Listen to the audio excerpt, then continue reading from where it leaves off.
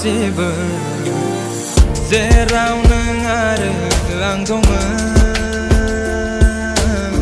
गोमालांबाय गासिबो